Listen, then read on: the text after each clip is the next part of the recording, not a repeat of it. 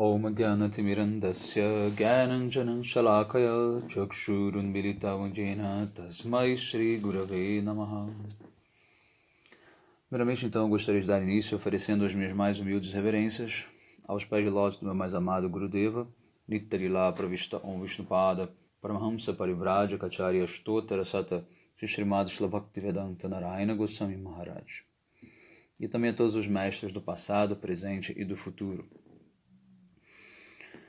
Bom, dando sequência então à leitura do capítulo 6, verso 47. Yoginam api sarvesham madgatenanantaratmana Shradavam bhajate yomam same yuktatamo mataha. Esse é um verso muito importante também. Krishna diz: no entanto, aquele que constantemente executa bhajana de mim, ou seja, aquele que me adora, com fé firme, a sua mente se torna incessantemente apegada a mim. Essa é a minha opinião na minha opinião, Krishna diz, esse é o mais elevado dos yogis. Então, relembrando na última aula, o último verso lido, 46, Krishna explicou que aquele yogi que adora Paramatma é considerado superior ao asceta, superior também àquele que adora o aspecto impessoal do Senhor Supremo e também superior ao trabalhador fruitivo. Portanto, Arjuna, se torne um yogi. Então agora Krishna vai dizer no verso seguinte, quem é o yogi mais elevado? É o Bhakta Yogi. Então, Krishna diz para Arjuna se tornar um yogi, mas que tipo de yogi é o mais elevado? Krishna diz, é o Bhakta Yogi. Então, nesse ponto, mais uma vez, nós temos a clara evidência de que Krishna coloca Bhakti Yoga no patamar mais elevado.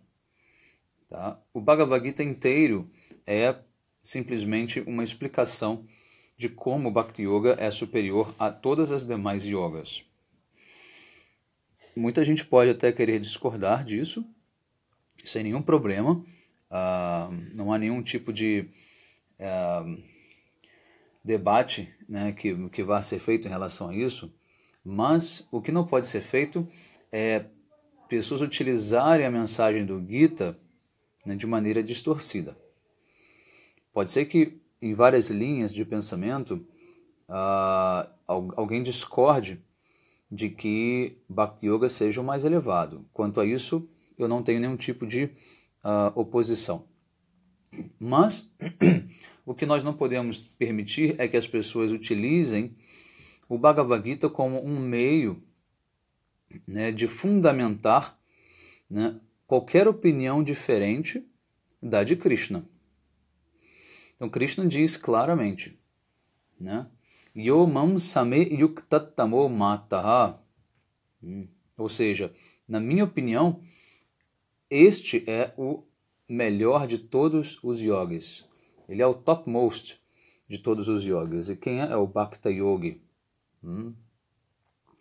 Então, aqui fica mais uma vez explícito, como nós já vimos também em alguns versos anteriores, como o processo de Bhakti Yoga é o processo recomendado por Krishna para aquele que deseja fazer ou prestar um serviço mais elevado, com mais qualidade a Krishna. Correto?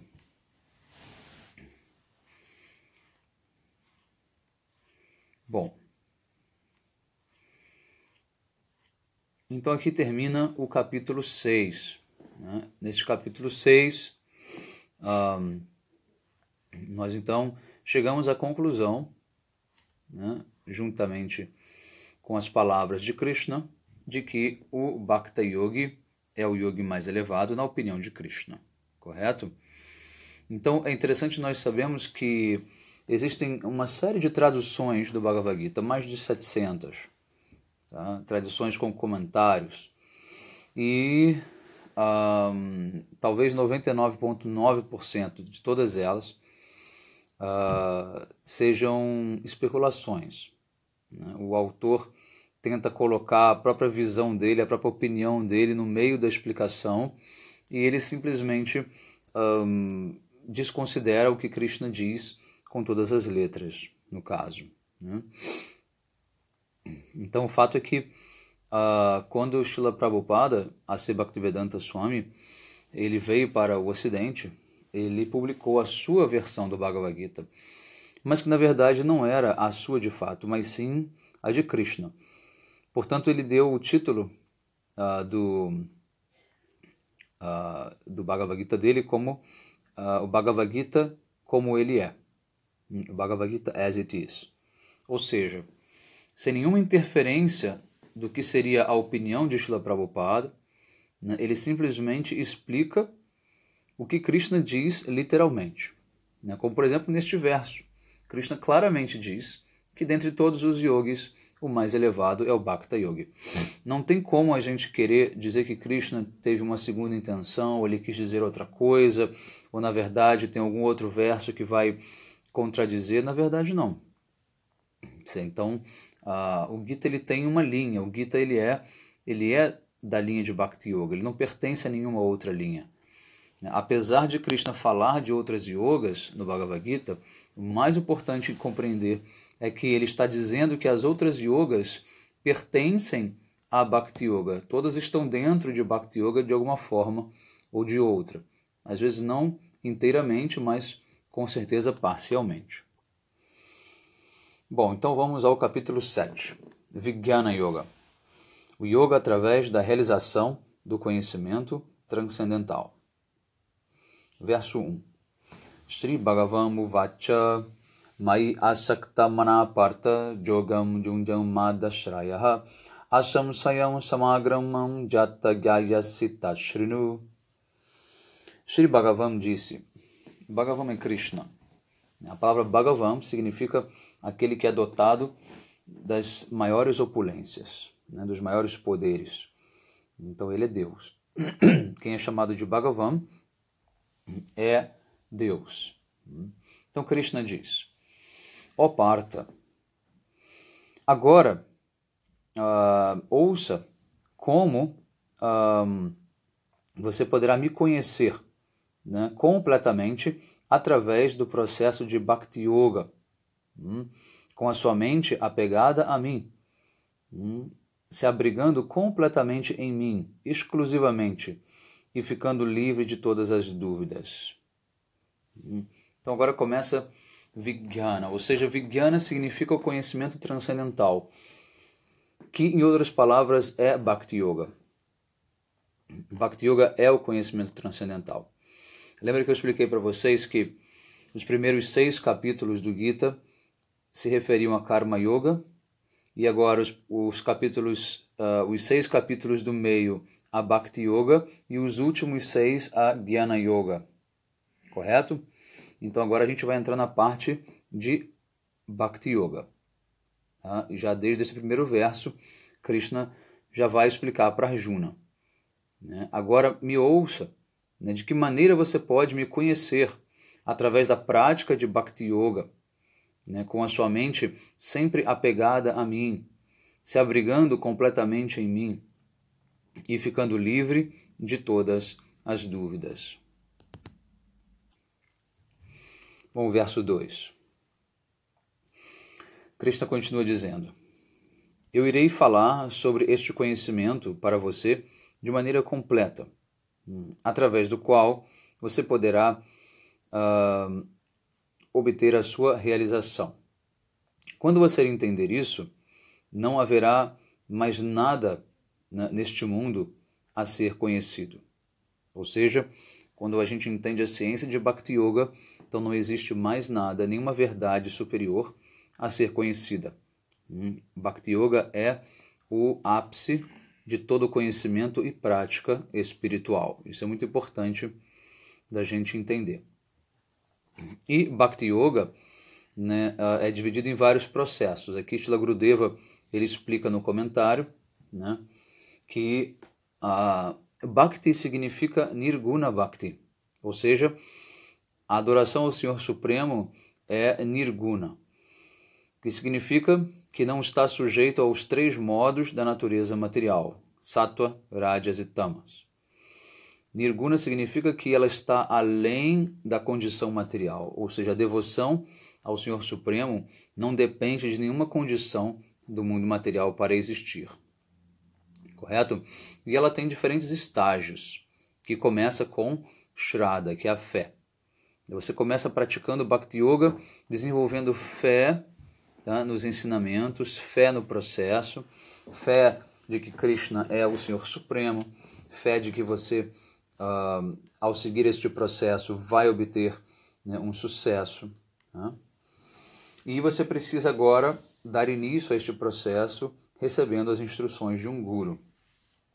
Então, o segundo estágio é justamente chamado de Sadhu Sangha, ou a associação, o contato com devotos elevados.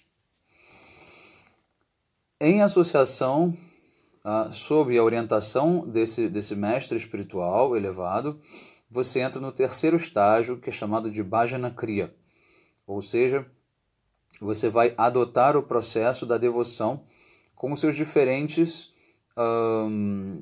ramificações, né, como ouvir, cantar, lembrar-se, adorar, né, prestar reverências, fazer trabalhos manuais como cozinhar, né, tocar instrumentos, né, fazer peregrinação pelos diferentes locais sagrados. Enfim, são 64 diferentes processos de Bhajana Kriya, ou das atividades devocionais. Ao dar início a este processo, você entra no quarto estágio, chamado Anartha Nivritti. Ou seja, você começa a eliminar do seu coração os desejos que não são ligados a Bhakti. Toda aquela sua tendência ao desfrute material, as suas tendências mayavadis, as suas tendências materialistas, enfim, kármicas, são todas removidas passo a passo através da prática, né, de Bhakti Yoga, chamada de Anartha Nivritti. Quando grande parte desses anartas ou desses obstáculos que estão enraizados no nosso coração são removidos, nós entramos no processo de Nishtha, que significa a estabilidade. Ou seja, a nossa fé se fortifica e nós nos mantemos firmes neste processo, né, e não abandonamos, damos sequência a ele. Praticando mais e mais, entramos no sexto estágio, chamado Ruchi, ou gosto. Ou seja, você vai passar a sentir um prazer intenso na prática de Bhakti Yoga e vai levar cada vez mais adiante, mais profundamente, né? E isso vai gerar também um desapego muito grande do mundo material e um apego maior pela prática de Bhakti. E assim entramos no sétimo estágio, chamado Ashakti, que é o apego profundo. Um apego profundo pela prática devocional, sem nenhuma dúvida, sem nenhum tipo de deslize, né? É assim, nós conseguimos cumprir esses 7 estágios, tá? Eles constituem Sadhana Bhakti, tá? Ou seja, é o processo de aperfeiçoamento, tá? O oitavo é chamado de Bhava, que é quando o amor puro, né, o amor divino começa a se manifestar no seu coração e você consegue ter acesso à sua identidade original como alma. Tá? E aí você entra no nono e último estágio, chamado de Prema Bhakti, que é quando o amor divino, o êxtase divino se manifesta completamente no seu coração. Ok? Então, esses são os passos e os processos de Bhakti. Tá? A parte disso, já não existe mais nada a ser conhecido. Então, conhecer este processo e compreender essas verdades é chamado de Vijnana. Por isso, o título deste capítulo chama-se Vijnana Yoga. Em outras palavras, Bhakti Yoga. Verso 3. Dentre milhares de homens, talvez um se esforce para obter a perfeição espiritual. E dentre aqueles que alcançam a perfeição espiritual, é muito raro que apenas um conheça a minha Swarupa, né, de verdade. Ou seja, aquele que conheça quem eu sou de fato. Então, esse verso é importante também. Krishna diz: Manushanam sahajreshu kaschid yatati siddhaye yatatam api siddhanam kaschin mam veti tattvataha. Existem milhares e milhares de pessoas nesse mundo. Milhões. Né? Bilhões de pessoas. Dentre milhares e milhares, apenas um desejará alcançar a perfeição espiritual.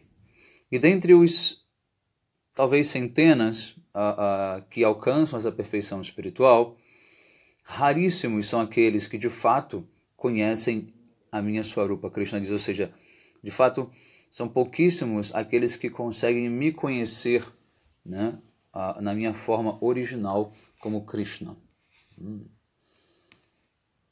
Então aqui no comentário, Srila Vishwanath Chakravarti Thakur, ele diz: até mesmo os Gyanis e Yogis que estão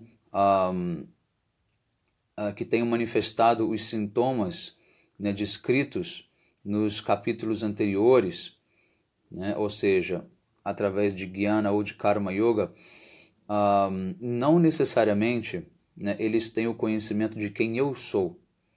Eles não têm essa realização completa, porque eles não entraram no âmbito de Bhakti Yoga. Sendo assim, Bhakti Yoga se torna um processo ainda mais raro e refinado. Então, todos aqueles que desejam praticar Bhakti Yoga devem saber que esse é um processo muito raro, um processo muito elevado, que pouquíssimas pessoas têm uma aptidão para desenvolver. Nós dizemos pouquíssimas, mas calculando, vamos dizer assim, um espectro temporal, né, X. Tá? Vamos dizer assim, hoje, presente aqui na Terra, né, vamos dizer assim, durante 80 anos, né, esses habitantes que vivem. Dentre esses habitantes, a gente pode fazer um cálculo dessa maneira, né, que apenas 1% vai buscar a perfeição espiritual. Né, e desses 1%, né, apenas talvez 10%, né, ou a gente pode dizer 0,01%, de fato conheçam Krishna na sua essência, ou alcancem a perfeição em Bhakti Yoga.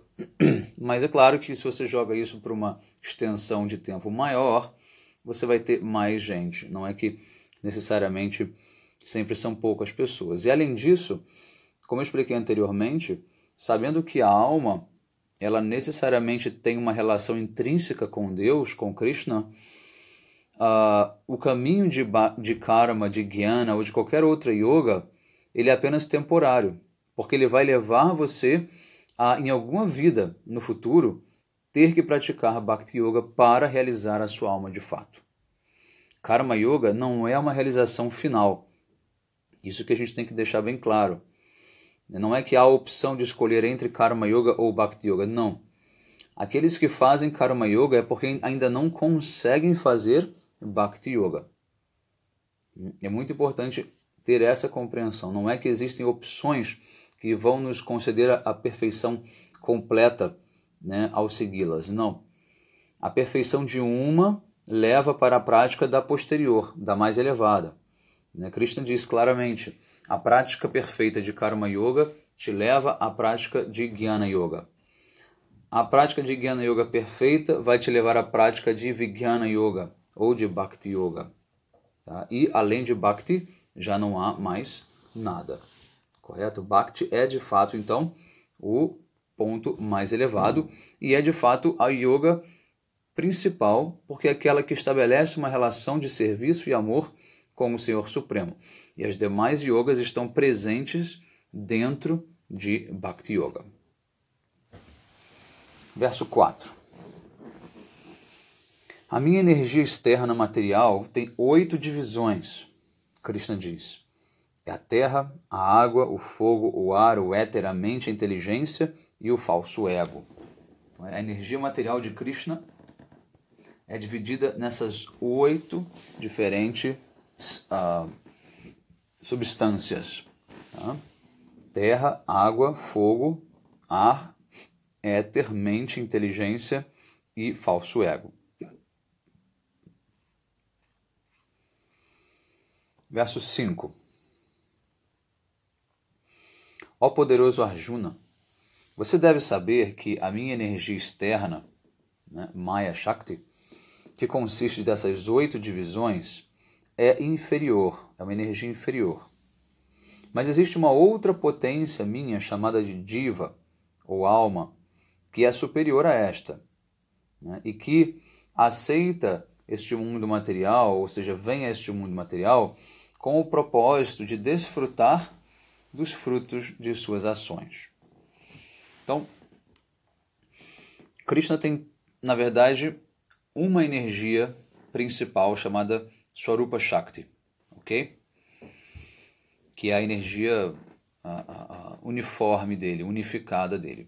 Essa energia ela se divide em diferentes ramificações e funções. 3 principais. A primeira é Antaranga Shakti, ou seja, a energia interna que vai manifestar o mundo transcendental de Krishna, a morada do Senhor Supremo. Né? Depois nós temos a Bahiranga Shakti, ou a energia material externa, que vai manifestar este mundo material. E depois nós temos a Tatastha Shakti, ou energia marginal. Essa energia marginal ela é justamente a energia da alma. A alma ela é marginal, a alma ela é tatasta. Por quê? Porque a entidade viva ela pode viver tanto no mundo material quanto no mundo transcendental. Por isso ela é chamada de tatasta, ou energia marginal, fronteiriça. Ela consegue acessar esses 2 mundos. Ela vive no mundo material e depois ela alcança a perfeição e ela pode chegar no mundo espiritual. Verso 6. Saiba que todas as entidades, todos os seres criados, né, nascem dessas 2 energias minhas, ou seja, a material e a marginal.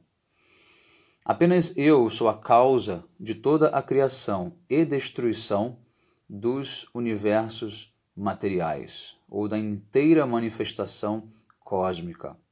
Então, Krishna deixa bem claro, apenas eu, sou a única causa da criação e destruição de toda a manifestação cósmica, de toda a energia material.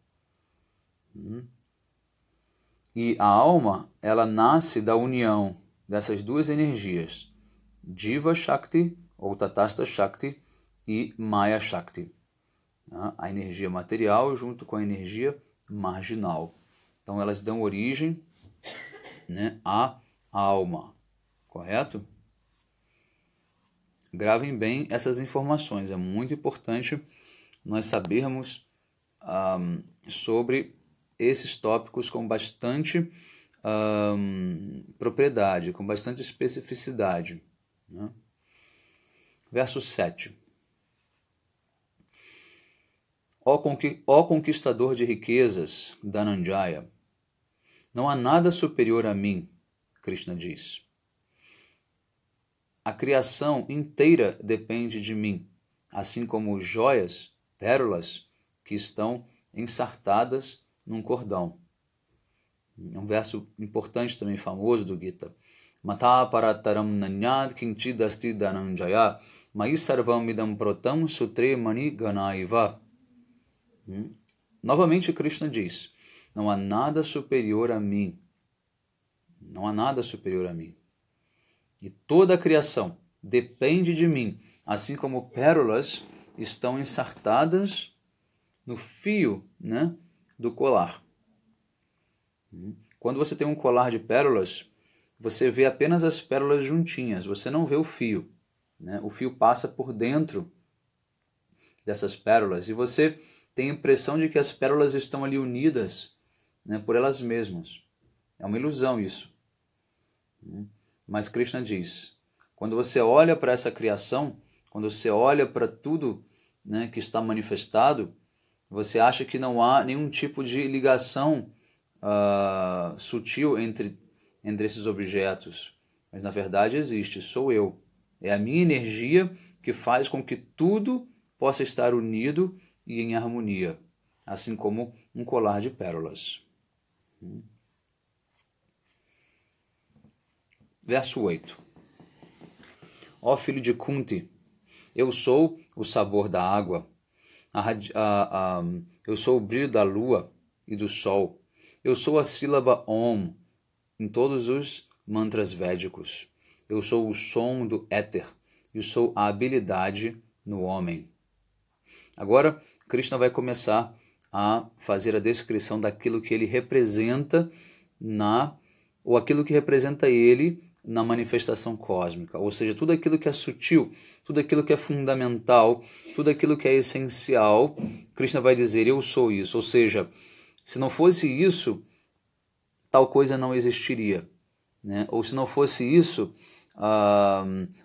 tal processo não poderia dar início. Então Krishna vai associar a ele tudo aquilo que é de importante e fundamental na criação. E o primeiro que ele diz, eu sou o sabor da água. Mas os cientistas dizem que a água é insípida, que ela não tem sabor. Como é que fica isso?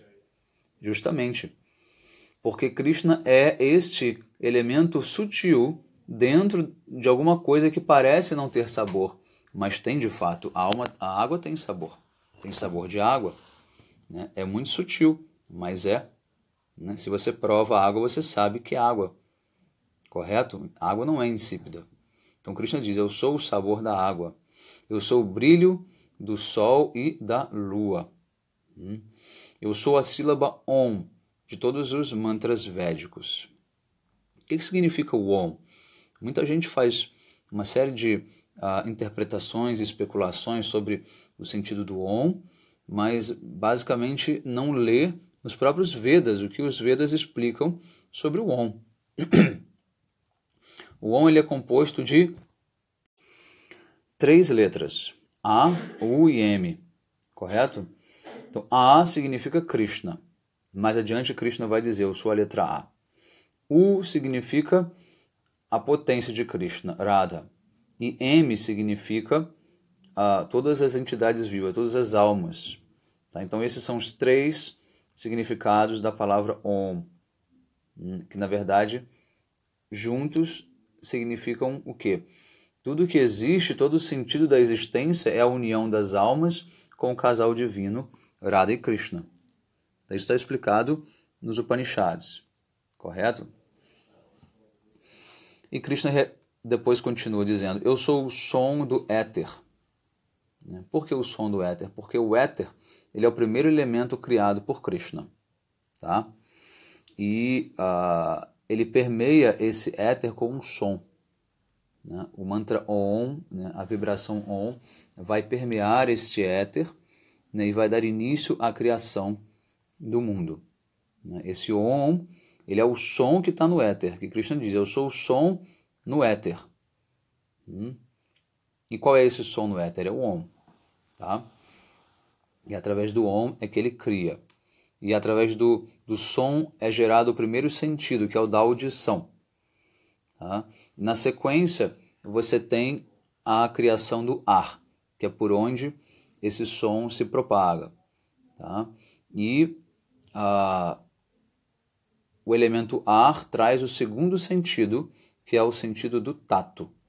Então, o ar tem som e também tem tato, né? Tem audição e tato. Após o ar, nós temos o fogo. Por quê? O fogo tem a audição, tem o tato e tem o terceiro sentido incluído, que é a visão. Você já consegue ver o fogo. Você não vê o ar, mas você vê o fogo.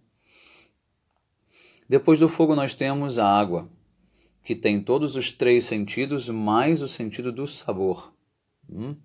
mas do paladar. E depois nós temos, finalmente, a terra, que tem todos os 4 sentidos mais o do aroma. Correto? A água não tem aroma, isso é um fato, mas ela tem sabor. Mas a terra tem aroma. Então os 5 elementos estão relacionados com os 5 sentidos. E o éter com o som, com a audição. Tá? E por fim, Krishna diz, eu sou a habilidade no homem.